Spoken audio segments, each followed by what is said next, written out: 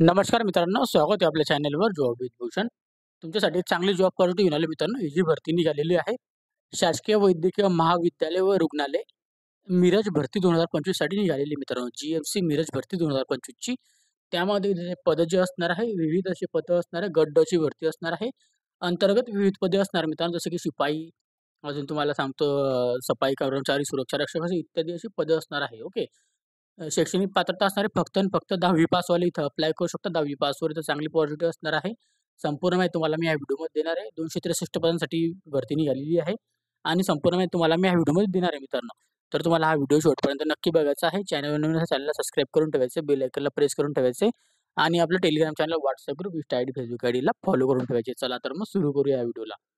आता ही जी भरती असणार मित्रांनो, महाराष्ट्र शासनाकडून निघालेली आहे. वैद्यकीय शिक्षण व औषधद्रव्य विभाग, मुंबई मंत्रालय अंतर्गत असणारी ही भरती. संचालय वैद्यकीय शिक्षण संशोधन, मुंबई अंतर्गत. शासकीय वैद्यकीय महाविद्यालय मिरज, शासकीय वैद्यकीय महाविद्यालय व रुग्णालय मिरज आणि पद्मभूषण वसंतदादा पाटील शासकीय रुग्णालय सांगली, आरोग्य शिक्षण पथक तासगाव या ठिकाणी इथं पदं निघालेली आहे. ओके. आता याच्यामध्ये त्यांचा जीएमसी मिरजचा इथं वेबसाईट दिलेली आहे आणि ईमेल ॲड्रेस दिलेला आहे. ओके. जे की आपल्याला अप्लाय करण्यासाठी लागणार आहे. आणि इथं आता 2025 ची भरती असणार, लेटेस्ट भरती असणार आहे. 20/8/2025 ला याची नोटिफिकेशन आलेली आहे. जाहिरात जी असणार आहे याच्यामध्ये आता त्याच्याबद्दल पण सविस्तर माहिती जाणून घेऊया. आता महाराष्ट्र राज्य सामान्य वैद्यकीय शिक्षण औषधी द्रव्य विभाग, मंत्रालय, मुंबई अधीनस्थ संचालय वैद्यकीय शिक्षण व संशोधन मुंबई अंतर्गत शासकीय वैद्यकीय महाविद्यालय मिरज, शासकीय वैद्यकीय महाविद्यालय व रुग्णालय मिरज, पद्मभूषण वसंतदादा पाटील शासकीय रुग्णालय सांगली, त्याच्यानंतर आरोग्य शिक्षण पथक तासगाव यांच्या स्थापनेवरील कक्षेतील गट ड वर्ग 4 मधील इथं संवर्गातील खालीलप्रमाणे विविध रिक्त पदे सरळ सेवेने भरण्याकरिता पात्र उमेदवारांकडून उक्त ऑनलाईन पद्धतीने कॉम्प्युटर बेस्ड टेस्ट स्पर्धा परीक्षेसाठी दिनांक 14/9/2025 पासून दिनांक 4/10/2025 पर्यंत. ओके. 14/9/2025 पासून तर 4/10/2025 पर्यंत या कालावधीमध्ये नमुन्यात अर्ज मागवण्यात येत आहे मित्रांनो. ओके. आता याच्यामध्ये दिलेलं आहे त्यांनी सदरची पूर्ण प्रक्रिया IBPS कंपनीमार्फत आपल्याला करण्यात येणार असून ओके. अर्ज सादर करण्याची अधिकृत संकेतस्थळ आपल्याला इथं दिलेलं आहे. मिरज यांच्या education.in या वेबसाईटवर आपल्याला अपलोड करायचे आहे. संकेतस्थळावर यथावकाश उपलब्ध करून देण्यात येईल. उमेदवारास प्रत्येक पदाकरिता स्वतंत्र अर्ज करावा लागेल. आता स्वतंत्र अर्ज करावा लागेल प्रत्येक पदासाठी. आता जर समजा इथं खूप सारे पदं आहे, मल्टिपल पदं असतात ग्रुप डी मध्ये. जर तुम्हाला कोणत्या-कोणत्या वेगळ्या-वेगळ्या पदांसाठी अप्लाय करायचं असेल, तर प्रत्येक पदासाठी तुम्हाला वेगळा फॉर्म भरावा लागणार आहे आणि वेगळी त्याची परीक्षा फी द्यावी लागणार आहे. आता उमेदवारांसाठी इथं शैक्षणिक अर्हता दिलेली आहे, जी की इथं पदांचा तपशील शासनाच्या नियमानुसार असणार आहे. ओके. आरक्षण, समांतर आरक्षण, स्पर्धा परीक्षेचा अभ्यासक्रम, अर्ज करण्याची मार्गदर्शन सूचना इत्यादीची सविस्तर माहिती खालीलप्रमाणे आहे.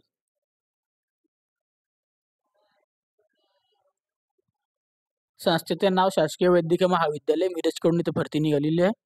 अनुक्रमांक दिलेला आहे, पदनाम दिलेलं आहे, वेतन श्रेणी व एकूण रिक्त पदे दिलेली आहे. आता याच्यामध्ये 1 नंबरला जे असणार आहे शासकीय वैद्यकीय महाविद्यालय मिरजसाठी ही संस्था असणार आहे. शिपाईसाठी इथं पद असणार आहे. S1 सॅलरी असणार आहे इथं सगळ्या पदांसाठी. ओके. 15,000 पासून 47,600 एवढा पगार असणार आहे. त्याच्यानंतर एकूण इथं 6 पदं असणार शिपाईसाठी याच्यात. ओके. 15,000 पासून 47,600 एवढा पगार असणार. एकूण 6 पदे असणार शिपाईसाठी. ओके. आता 2 नंबरला इथं स्व विश्वेदन परिचरसाठी S1 सॅलरी 15,000 पासून 47,600 पगार. इथं 4 पदं असणार आहे. त्यानंतर 3 नंबरला विच्छेदन कक्ष परिचरसाठी S1 सॅलरी 15,000 पासून 47,600 एवढा पगार. या 6 पदं असणार आहे. 4 नंबरला प्रयोगशाळा परीक्षकसाठी तर S1 सॅलरी 15,000 पासून 47,600 पगार असणार आहे. 5 पदं बघायला मिळतात. त्यानंतर 5 नंबरला प्रयोगशाळा सेवकसाठी ते S1 सॅलरी असणार आहे. 2 पदं असणार आहे. याच्यात पण पगार सेम असणार आहे. S1 सॅलरी 15,000 पासून 47,600 पगार असणार आहे. ओके. त्यानंतर इथं असणार आहे चतुर्थ श्रेणी कर्मचारीसाठी पण S1 सॅलरी 15,000 पासून 47,600 पगार. या 3 पदं. आणि त्याच्यानंतर इथं वसतिगृह सेवकसाठी S1 सॅलरी 15,000 पासून 47,600 पगार. याच्यात 11 पदे असणार आहे. आता याच्यामध्ये सुरक्षा रक्षकसाठी S1 सॅलरी 15,000 पासून 47,600 पगार या 7 पदं असणार आहे. आणि त्याच्यानंतर अंधार खोली परिचरसाठी S1 सॅलरी 15,000 पासून 47,600 पगार असणार आहे. एकूण 3 पदं असणार आहे. ओके.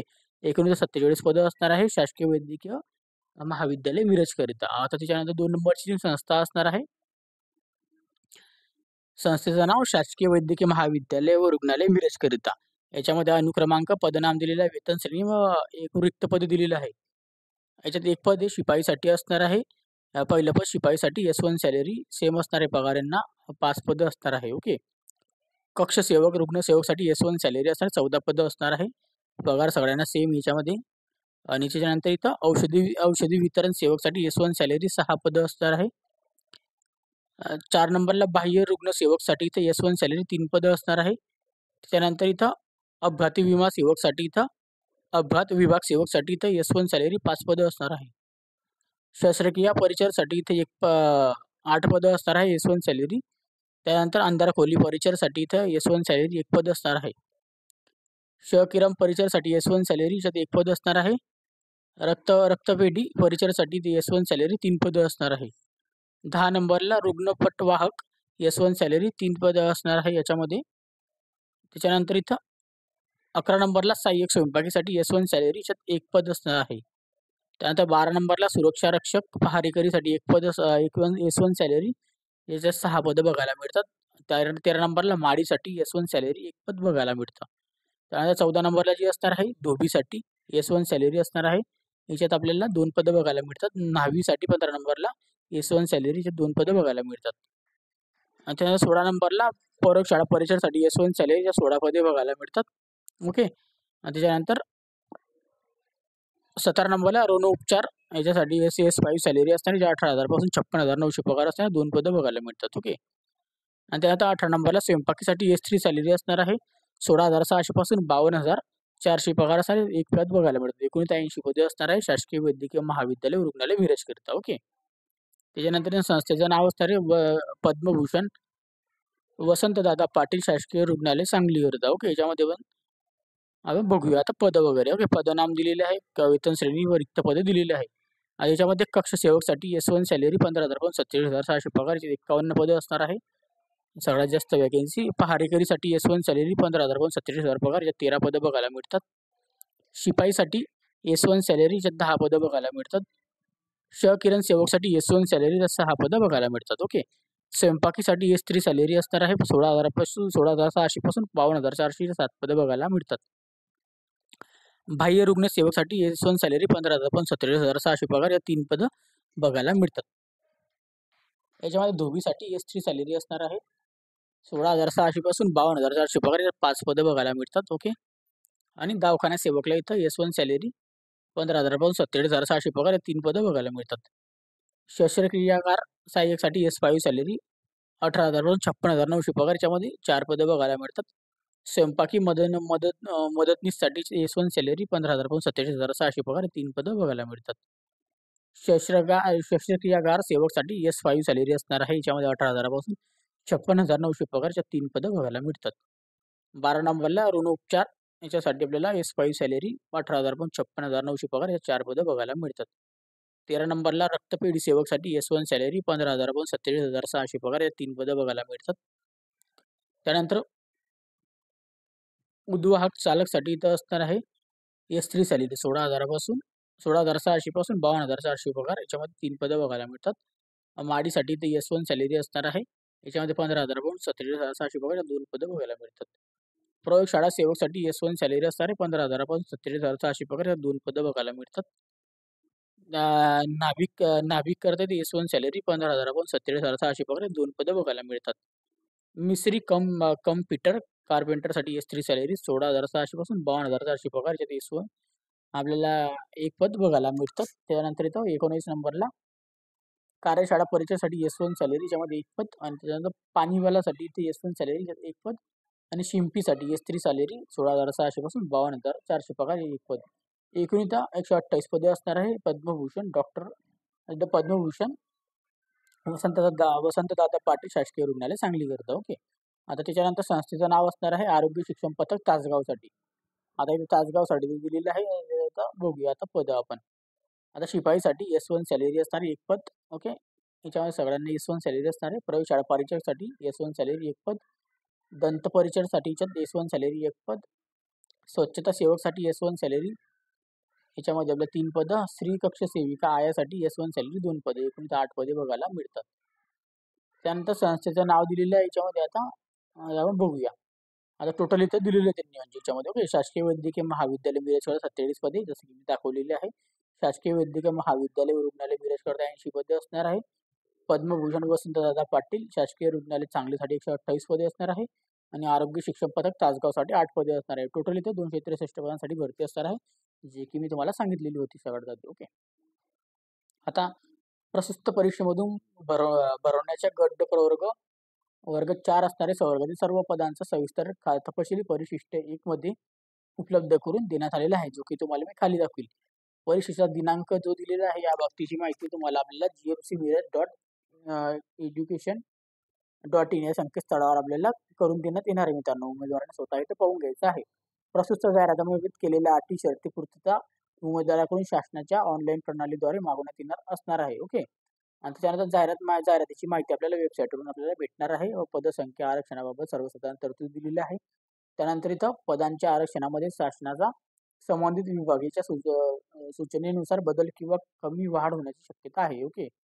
त्यानंतर पदसंख्यामध्ये आरक्षणमध्ये बदल झाल्यास याबाबतची घोषणा सूचना वेळोवेळी कार्यालयाच्या संकेतस्थळावर प्रसिद्ध करण्यात आलेल्या घोषणा सूचनांच्या आधारे प्रस्तुत परीक्षेमधून भरण्याच्या पदभरती प्रक्रियेत राबवण्यात येईल मित्रांनो. ओके. असं इथं सांगण्यात आलेलं आहे. इथे त्यांना छोटे मोठी इथे माहिती दिलेली आहे, जी वाचून घ्यायची इथं आपल्याला. आता याच्यामध्ये दिलेली आपल्याला आरक्षणाबद्दल माहिती वगैरे दिलेली आहे कॅटेगरीनुसार. म्हणजे खेळाडू आरक्षण झालं, त्याच्यानंतर इथं अनाथ आरक्षण झालं, दिव्यांग आरक्षण झालं. ओके. इथं आपल्याला बघायला मिळतात अनाथ आरक्षण. ओके. माजी सैनिक आरक्षण, प्रकल्पग्रस्तांचे आरक्षण, त्याच्यानंतर इथं भूकंपग्रस्तांचे आरक्षण, पदवीधर अंशकालीन कर्मचाऱ्यांचे आरक्षण. ओके. अशा पद्धतीने यांची माहिती वगैरे दिलेली आहे. ज्या पण कॅटेगरीमध्ये आपण येतात त्याची माहिती वाचून घ्यायची आहे. शैक्षणिक अर्हता दिलेली आहे. जाहिरातीमधील नमूद पदांची अर्ज करणे कामी जाहिराती प्रसिद्ध दिनांकाच्या रोजी उमेदवारांचे पुढील प्रमाणे शैक्षणिक अर्हता पूर्ण धारण करणे आवश्यक आहे, जे की आपण आता इथं बघणार आहोत.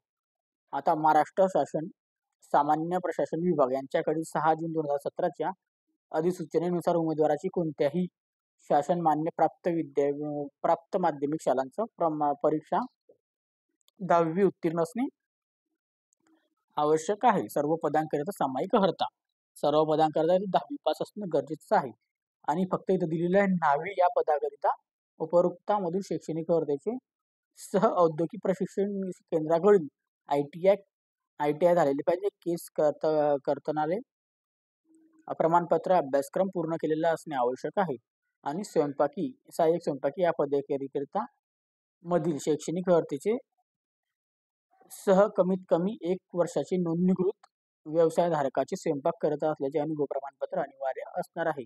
आणि प्रयोगशाळा परिचरसाठी पदासाठी माध्यमिक शालांचं प्रमाणपत्र म्हणजे SSC शास्त्र आपल्याला याच्यामध्ये विज्ञान विषयामध्ये उत्तीर्ण पाहिजे आहे आपण. ओके.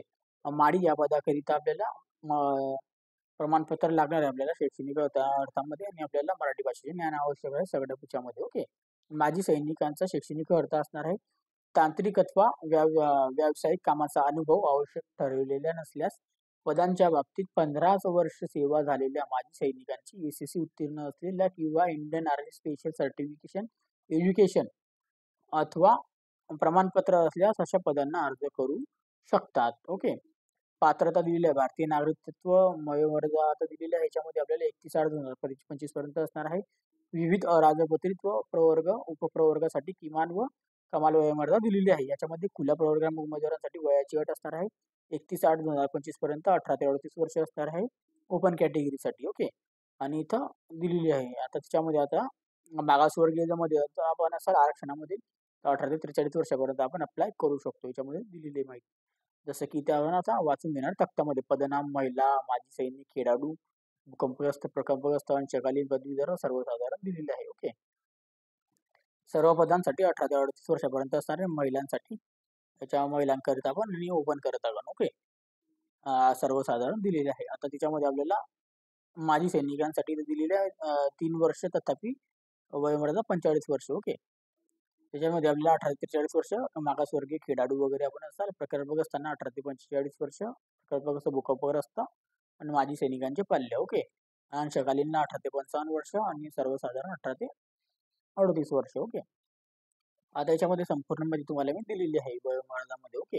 जसं की ती तुम्हाला दिलेली आहे, मागासवर्गीयांना वगैरे मी सांगितलेली आहे.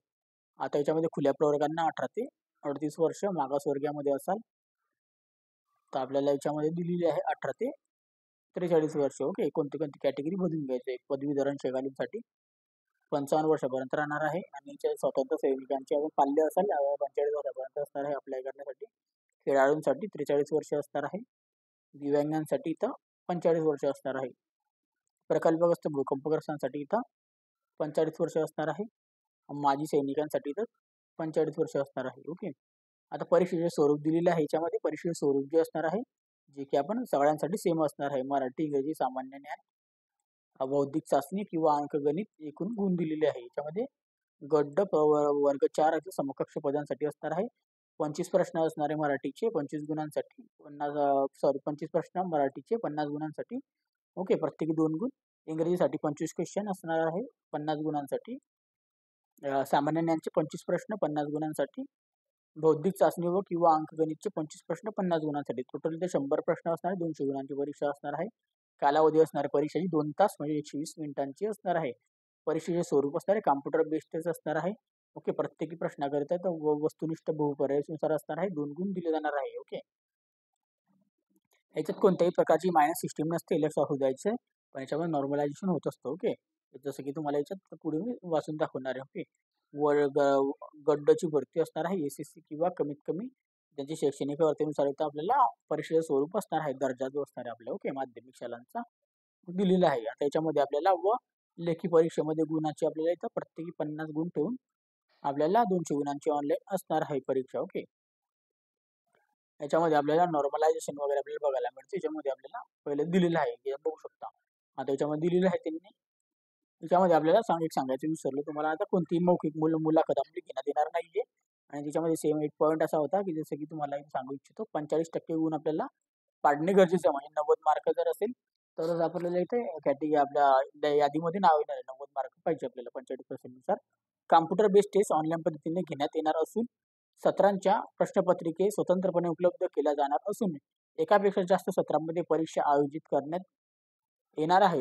एक सत्र, एक ते अंतिम सत्र यामधील प्रश्नपत्रिकेचे स्वरूप व त्याची काठिण्यता तपासण्यासाठी घेऊन त्याचे समीकरण करावे. नॉर्मलायझेशन पद्धतीने गुणांकन निश्चित करून निकाल जाहीर करण्यात येईल. नॉर्मलायझेशन बाबत IBPS कंपनीकडून देण्यात आलेलं सूत्र वेबसाईटवरून आपल्याला माहिती प्रकाशित केलेला आहे. सदर नॉर्मलायझेशन सर्व परीक्षांना बंधनकारक राहणार आहे. सर्व परीक्षांची नोंद घ्यायची आहे विद्यार्थ्यांनी. ओके. विविध कागदपत्रे आपल्याला अपलोड करायचे आहे, जे की आपल्याला इथं अपलोड करायचे आहे. तर खेळाडूचे असेल खेळाडूची, दिव्यांग असेल दिव्यांगची, माजी सैनिक, अनाथ, प्रकल्पग्रस्त, भूकंपग्रस्त, अंशकालीन पदवीधर आरक्षणाचा दावाचा PDF फाईलमध्ये अपलोड करायचा आहे. आणि आपल्याला याच्यामध्ये जे पण आपण असा की चेक लॅबिलिटी चेक करायची ना, अपलोड करून घ्यायचं आहे आपल्याला. ओके. आता प्रमाणपत्र कागदपत्र दिलेले आहे सर्वसाधारण सगळ्यांसाठी. एसएससी अथवा तत्सम शैक्षणिक अर्हतेचा पुरावा, वयाचा पुरावा, शैक्षणिक अर्हता इत्यादी पुरावा, सामाजिक दृष्ट्या मागासवर्गीय असल्याचा पुरावा, आर्थिकदृष्ट्या दुर्बल घटका असल्याचा पुरावा. त्याच्यानंतर इथं अर्ज सादर करण्याची अंतिम दिनांक वैध असल्याने नॉन क्रिमिनल प्रमाणपत्र आणि पात्र दिव्यांग व्यक्ती असल्याचा पुरावा, पात्र माजी सैनिक असल्याचा पुरावा. त्यानंतर खेळाडू आरक्षणचा पुरावा, अनाथ आरक्षणचा पुरावा, प्रकल्पग्रस्तांचा आरक्षणचा पुरावा, भूकंपग्रस्त आरक्षण पुरावा, अंशकालीन पदवीधर आरक्षणाचा पुरावा, एसएससी नावाबद्दल असलेला पुरावा. आणि आपण आराखीव महिला, मागासवर्गीय, आर्थिक घटक, खेळाडू, दिव्यांग, माजी सैनिक, अनाथ, प्रकल्पग्रस्त, भूकंपग्रस्त, अंशकालीन पदवीधर असाल त्यांचा पुरावा द्यायचा. आदिवासी प्रमाणपत्र, मराठी भाषेत ज्ञान असलेला पुरावा. 10वीमध्ये आपला विषय असतोच मराठी, तर काही हरकत नाही. आता उपरोक्त याच्यात कागदपत्रे वगैरे सगळं आपल्याला अपलोड करायची आहे. लिंकनुसार आपल्या PDF मध्ये अपलोड करायची आहे. ओके. ती सांगितलेली आहे मी तुम्हाला याच्यामध्ये. ओके. कागदपत्रे अपलोड केल्याशिवाय आपलं पूर्ण काम होणार नाही. सर्वसाधारण सूचना दिलेल्या आहेत. अर्ज फक्त ऑनलाईन प्रणालीद्वारे स्वीकारण्यात येणार आहे. ओके. परीक्षा शुल्क पण ऑनलाईन पद्धतीने आपल्याला भरायची आहे. आता परीक्षेची जी असणार आहे आपल्याला परीक्षेचा वेळ व दिनांक तुम्हाला नंतर इथं कळवण्यात येणार आहे. ओके. याच्यामध्ये दिलेली माहिती वगैरे अशा पद्धतीने आपण वाचून घ्यायची आहे. आता याचं केंद्र निवड करून घ्यायची. केंद्र निवडमध्ये आता काय असणार आहे, जे की प्रशस्त परीक्षेमध्ये केंद्रांची आपल्याला संकेतस्थळ आपल्याला परीक्षेच्या प्रशस्त परीक्षा योजना, परीक्षा पद्धती सदरामध्ये उपलब्ध आहे. परीक्षा केंद्र बदलाबाबतची विनंती कोणत्याही परिस्थितीत अथवा कोणत्याही कारणास्तव मान्य केली जाणार नाही. जे पण तुम्ही सेंटर निवडा परीक्षेला, त्या सेंटरला तुमची इथं परीक्षा होणार आहे. नंतर तुम्हाला सेंटर वगैरे चेंज करायला मिळणार नाही. ओके, लक्षात द्यायचं आहे. ओके. आता याच्यामध्ये परीक्षा शुल्काचा भरणा, परीक्षा शुल्क दिलेले आहे. आता वर्ग 4 संवर्गातील पदे असणार आहे. इथं खुल्या प्रवर्गांना ₹1000, मागासवर्गीयांना आर्थिक दुबल दृष्ट्यानं ₹900 असणार आहे. माजी सैनिकांना कोणत्याही प्रकारचे शुल्क आकारले जाणार नाही. नॉन रिफंडेबल फीज असणार आहे. अर्ज आपल्याला पूर्ण झाल्यावर आपल्याला सबमिट बटनावर क्लिक करायचं. पे फीजवर बटनावर क्लिक केल्यानंतर मुख्य पृष्ठावरील माझे खाते या सदराखालील अर्ज केलेल्या पदांच्या यादीतील फीज नॉट पेड अशी संघस्थिती लिहिलेल्या जाहिरातीमध्ये पद परीक्षेचे समोर पे नाऊ या लिंकवर आपल्याला क्लिक करून आपल्याला परीक्षा शुल्क भरणा करता येणार आहे. ओके. आता परीक्षा शुल्क भरण्याच्या खालील पद्धती करता येईल मित्रांनो. ओके. आता सक्सेसफुल ऑनलाईन पद्धतीने भरायचं आहे, जे की तो दिलेलं आहे संपूर्ण माहिती. ओके. आता याच्यामध्ये अर्ज सादर करण्याची कालावधी दिलेली आहे. जाहिरात प्रसिद्ध झालेली आपल्या 22/8/2025 ला आणि ऑनलाईन पद्धतीने फॉर्म अर्ज नोंदणी तारीख आहे 14/9/2025 पासून चालू होणार आहे. अर्ज नोंदणी सुरू होण्याचे दिनांक. ओके. 14/9/2025 म्हणजे पुढच्या महिन्यात चालू होणार आहे. ऑनलाईन पद्धतीने अर्ज सादर करण्याचे अंतिम दिनांक 4/10/2025. ओके. त्याच्यानंतर इथं ऑनलाईन पद्धतीने परीक्षा शुल्क भरण्याचे अंतिम दिनांक असणार आहे 4/10/2025 पर्यंत. परीक्षा जी असणार आहे उपलब्ध प्रवेशपत्र आपल्याला परीक्षेच्या 10 दिवसाआधी मिळून जाईल. परीक्षेचा दिनांक कालावधी जे तुम्हाला इथं नंतर इथं कळवण्यात येईल. ओके. त्यांची निश्चित झाल्यावर डेट वगैरे तारीख वगैरे आपल्याला वेबसाईटवर आपल्याला कळवण्यात येते. ओके. सदरची भरती प्रक्रिया ऑनलाईन पद्धतीने राबवण्यात येणार असल्यामुळे काही तांत्रिक अडचणी येण्याची शक्यता नाकारता येत नाही. अशा स्वरूपाची तांत्रिक अडचण उद्भवल्यास नमूद वेळापत्रकामध्ये बदल करावा लागल्यास या बाबतीची वेबसाईटवर आपल्याला इथं संपूर्ण आपल्याला प्रसिद्ध करण्यात येईल माहिती वगैरे. ओके. असं सांगण्यात आलेलं आहे. दिव्यांग उमेदवारांची इथं लेखनिक अनुग्रह बाबतीत आता दिल्ली दिव्यांग उमेदवारांना कोणाला इथं इथं लेखनिक काय त्याचं टाइम दिलेलं आहे ते वाचून घ्यायचं आहे. निवड सूची कालमर्यादा दिलेली आहे. जी की तुम्हाला वाचायचं असेल तुम्ही वाचू शकता. ओके. प्रवेशपत्र तुम्हाला नंतर इथे भेटून जातील. परीक्षेचे स्वरूप जेव्हा असेल तेव्हा. आपल्याला परीक्षेला जाताना एक आपल्या स्वतःचे Aadhaar card, PAN card, driving licence जे पण आपल्याकडे असणार आहे ते आपल्याला सोबत घेऊन जायचं आहे. ओके. आणि आपल्याला स्वतःचं इथं एक कार्ड वगैरे सोबत आणि एक आयडी प्रूफ आणि एक झेरॉक्स कॉपी पाहिजे सोबत. ओके. आता परीक्षा दिनांक 3 दिवस अगोदर प्रवेशपत्रावर प्राप्त नसल्यास झाल्यास IBPS यांच्याशी टोल फ्री क्रमांकावर संपर्क साधायचा आहे. ओके. परीक्षेचे प्रवेश वगैरे दिलेलं आहे. याची माहिती वगैरे दिलेली आहे. ओके. 22/8/2025 नोटिफिकेशन आलेली 14/9/2025 पासून फॉर्म चालू होणार आहे. आता याच्यामध्ये मोबाईल फोन वगैरे घेऊन जायचे नाही. मूळ कागदपत्रे वगैरे आपल्याला लागणार आहे. परीक्षेवेळी ते घेऊन जायचे आहे. ते लागणार असेल तेच. ओके. आता परिशिष्ट एक तुम्हाला दाखवतो. पदांचे नाव गट वर्ग 4 समकक्ष पदे असणार आहे. याच्यामध्ये तुम्हाला तुम्हाला कॅटेगरी वाईज तर पदे बघायचं असतील तर बघू शकता तुम्ही. शासकीय महाविद्यालय मिरजचे. ओके. याच्याकडे शिपाईसाठी S1 सॅलरी याच्यामध्ये आपल्याला पदं दिलेली आहे. कॅटेगरीनुसार तुम्ही बघून घ्यायचं कोणत्या कॅटेगरीला किती पदे आहे. कॅटेगरी सेक्शन इथं खाली दिलेलं आहे.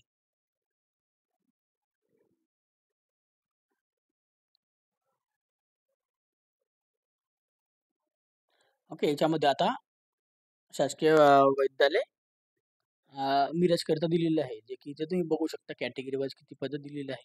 आता अशा पद्धतीने सगळं इथे तक्ता दिलेला आहे. जे की तुम्हाला हे पदं सांगितलेले. त्याचा तक्ता तुम्हाला याच्यात खाली बघायला मिळेल. तर खूप मोठा PDF 47 पेजेसचा. त्याच्यामध्ये तुम्ही आता नंतरून आपल्याला इथे PDFमध्ये तुम्ही बघून घ्यायचं आहे. त्याची PDF फाईल तुम्हाला Telegram चॅनल, WhatsApp ग्रुपवर मिळून जाईल. तिथून जाऊन तुम्ही डाउनलोड करून घ्यायची. त्याची लिंक तुम्हाला डिस्क्रिप्शन बॉक्समध्ये मिळून जाईल मित्रांनो. ओके. आता आपण एक-एक इथं बघायला गेले तर खूप सारा इथं वेळ लागून जाईल. त्यामुळे आपण स्वतः इथं बघून घ्यायचं आपल्या कॅटेगरीत किती पदे सविस्तरपणे बघून घ्या. जर तो अप्लाय करण्याची लिंक तुम्हाला डिस्क्रिप्शन बॉक्समध्ये देऊन देईल. काही डाऊट असेल तर मला कमेंट बॉक्समध्ये कमेंट्स करायचे नाही तर मला Instagram, Facebookला मेसेज करू शकता तुम्ही. त्याची लिंक पण तुम्हाला डिस्क्रिप्शन बॉक्समध्ये मिळून जाईल. ओके. अप्लाय करण्याची तुम्हाला लिंक देऊन देईल मी डिस्क्रिप्शन बॉक्समध्ये. 14/9/2025 पासून आपले फॉर्म चालू होणार आहे. जे की तुम्हाला पदे वगैरे दिलेले आहे. जे की तुम्हाला मी सांगितलेले आहे. त्यात दाखवलेले पण आहे. फॉर्मबद्दल माहिती वगैरे दिलेली आहे. जे की तुम्हाला दाखवून देतो परत एकदा दिनांक वगैरे. ओके. तर 14/9 पासून आपल्याला 4/10/2025 पर्यंत फॉर्म भरायचे आहे. ओके. अप्लाय करण्याची लिंक तुम्हाला डिस्क्रिप्शन बॉक्समध्ये देऊन दिली मी. PDF file Telegram channel, WhatsApp ग्रुपवर डाउनलोड करा आणि आपल्याला डाऊट असेल तर कमेंट बॉक्समध्ये कमेंट करा किंवा Instagram, Facebookला मेसेज करा. व्हिडिओ आवडला असेल लाईक करायचे, ज्या जास्त मित्रांना शेअर करायचं आहे. डेली तुमच्यासाठी नवीन-नवीन जॉब अपॉर्च्युनिटी घेऊन येत असतो. ओके. आणि तुम्ही चॅनलवर पहिल्यांदा असाल चॅनल सबस्क्राईब करायचं, बेल आयकनला प्रेस करायचं आहे. तुमच्यासाठी नवीन-नवीन जॉब अपॉर्च्युनिटी घेऊन येत असतो आपल्या चॅनलवर. पुढच्या व्हिडिओमध्ये याचा फॉर्म भरण्याचा व्हिडिओ आपण आणणार आहोत 14 तारखेला. आणि तत्पूर्वी आपण नवीन-नवीन जॉब अपॉर्च्युनिटी सुद्धा आणणार आहोत. तोपर्यंत आपल्या चॅनल सबस्क्राईब करून ठेवायचं आहे, बेल आयकनला प्रेस करून ठेवायचं आहे. असंच तुमच्यासाठी नवीन-नवीन जॉब अपॉर्च्युनिटी घेऊन येत असतो. असा जॉब अपॉर्च्युनिटीसाठी आपण आता भेटूया आता नेक्स्ट व्हिडिओमध्ये. तोपर्यंत जय हिंद मित्रांनो. Thank you.